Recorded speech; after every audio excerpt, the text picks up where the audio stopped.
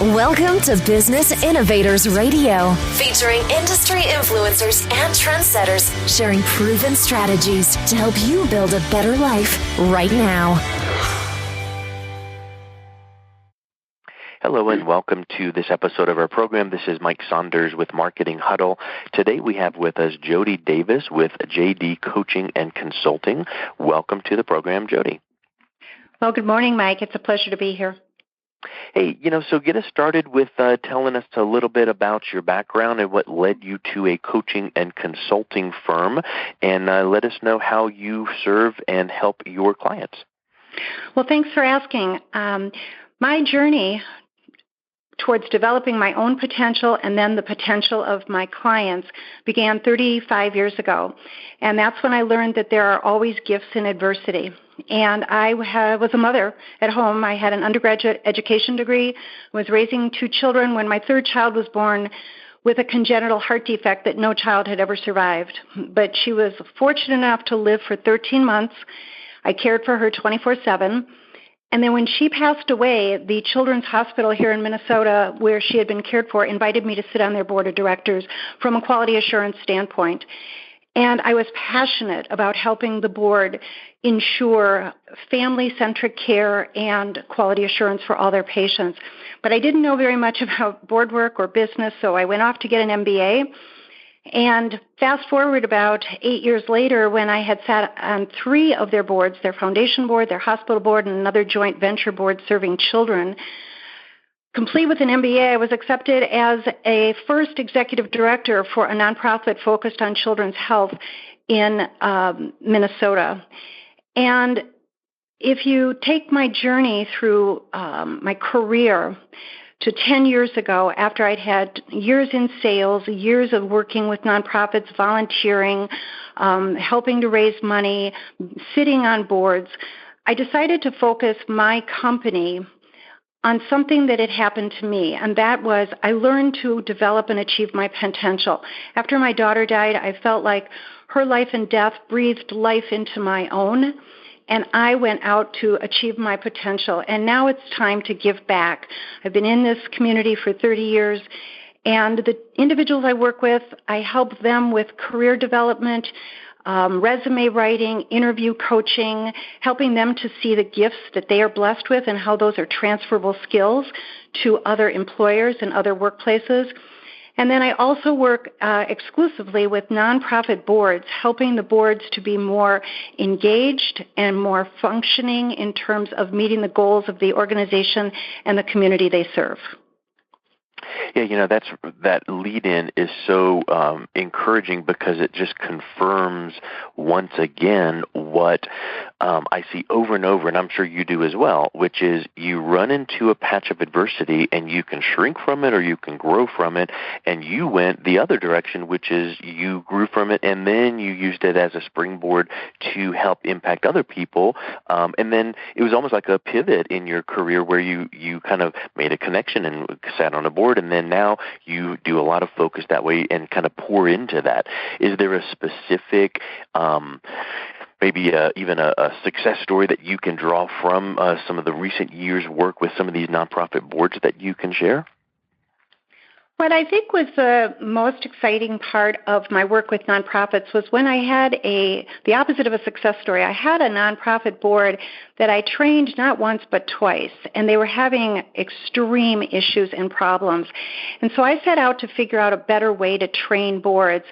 And about 6 years ago, we came up with a model for nonprofits. I called it the Pentagon of Performance because there were 5 sections: the composition of the board, the structure of the board, the education and knowledge of board members, their engagement, and their collaboration.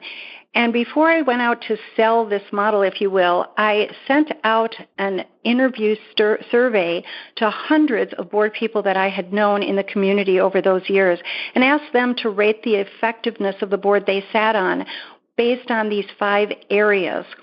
And we got a huge response rate. We got valuable input. We were understanding the intricacies and the interlinks between a composition of board or the structure and how well a board was engaged in the business of fundraising and strategic planning. And when it was all done, I published a benchmark report on nonprofit performance to help other boards. And it was one of those things where someone said, you realize you have a tool now. And it was like you hit your head and go, oh, I should have had a V8. I went, I have a tool. They said, you have created an assessment tool for boards to rate themselves and tell you what they need. So you don't have to go in and say, here's what I think you need.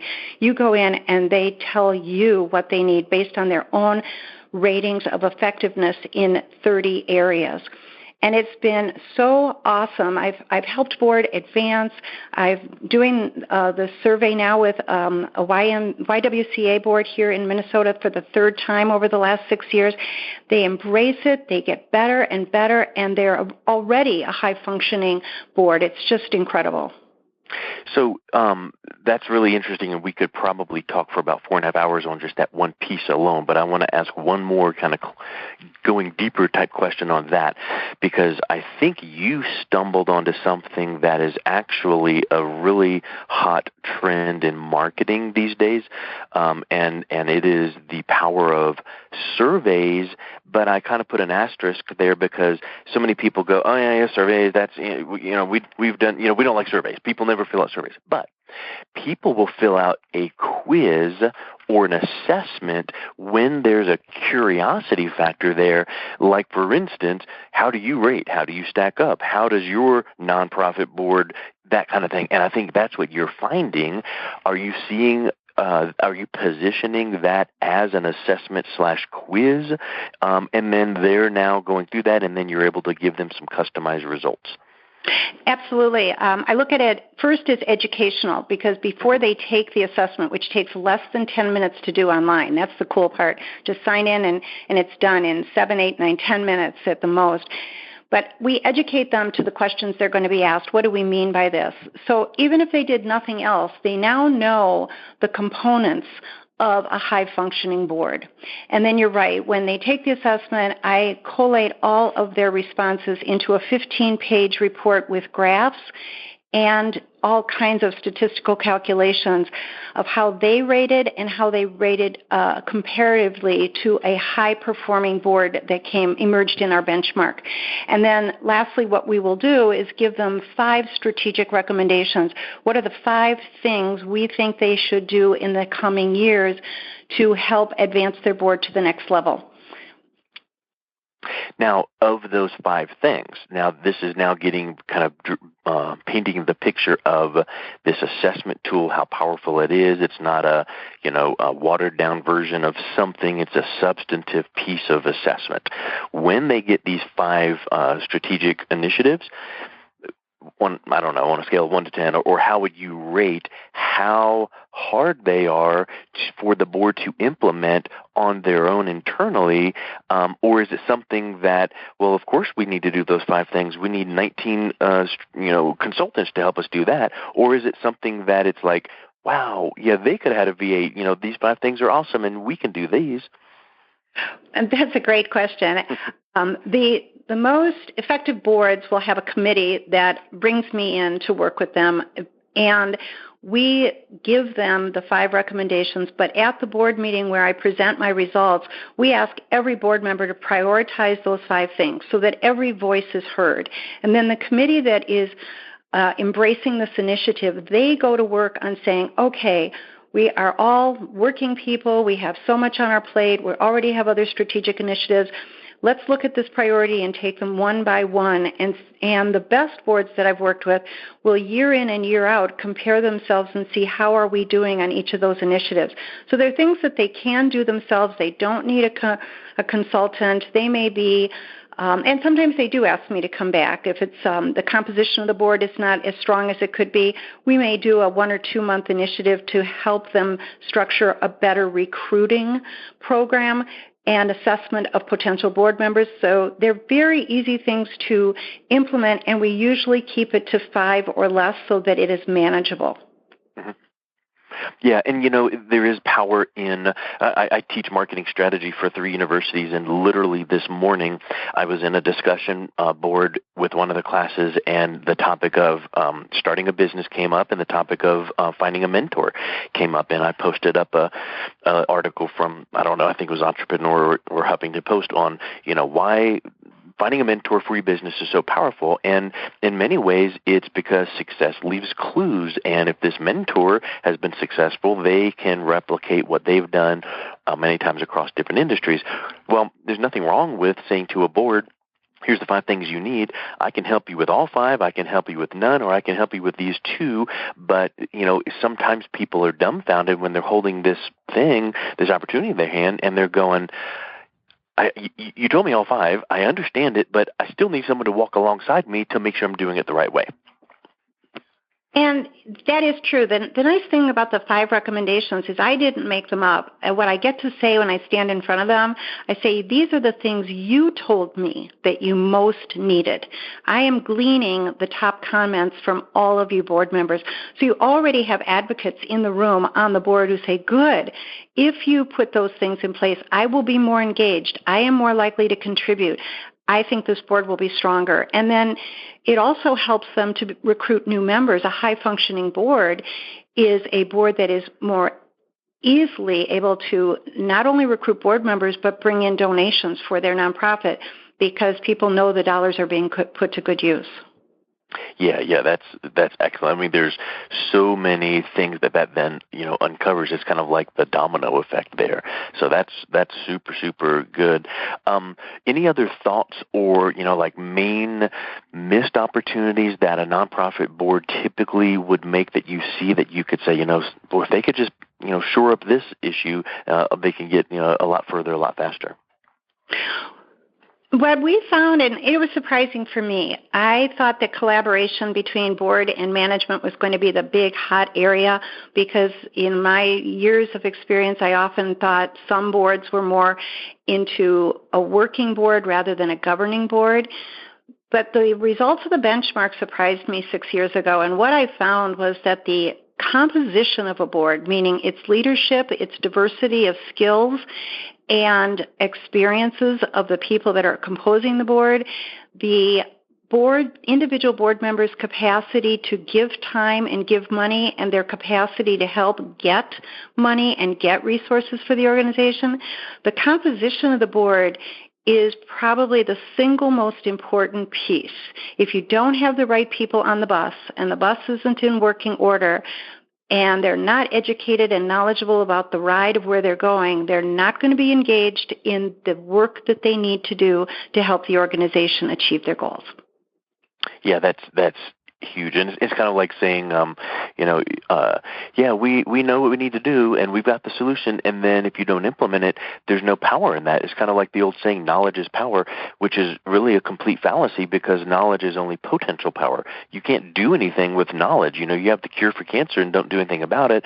There's no power there. The power is implementing it. So yeah, the boards now have a responsibility, really. You've kind of stuck a prod in the board to go, you now have, the scales have fallen off your eyes now, and you see what you can be achieving, and look at these 5 areas, and look at this benchmark report, and, go forth and do, and now they've got to, now the kind of the onus is on them. And if I could share with you an aha moment that I had, actually 2 of them. When we did the benchmark study, 98% of the respondents said that their board had room to improve. And I was, wow, that's good for me. It means there's a lot of work out there. But I was really surprised that none of the boards really said that they were complacent, that they were where they needed to be. The second thing that happened over time was I wrote a book several years ago called The Promise of Potential, and it was meant for an individual. It's like putting a coach in someone's back pocket. Not everybody can afford a coach. And what I took was 20 years of the lessons I had gleaned through all of my training, my certifications, my experiences working in the world of mentoring and coaching, and I put everything in this book. One of the things that I talked about in the book was human emotional needs, part of Maslow's hierarchy, that we need to feel connected and effective and valued. And that is critical to an individual performing in a job or in a relationship, to have the sense of connection, value, and effectiveness. Well, one day I realized that those were exactly the same 3 emotional needs that a board member has. If you don't have a well-functioning board that helps your board members feel connected, feel effective, and feel valued, they're going to disengage. And when you lose a board member, you don't just lose a person at a meeting, you potentially lose a donor and a list of their connections. Mm-hmm. And a human being and a friend, and that's another big piece as well.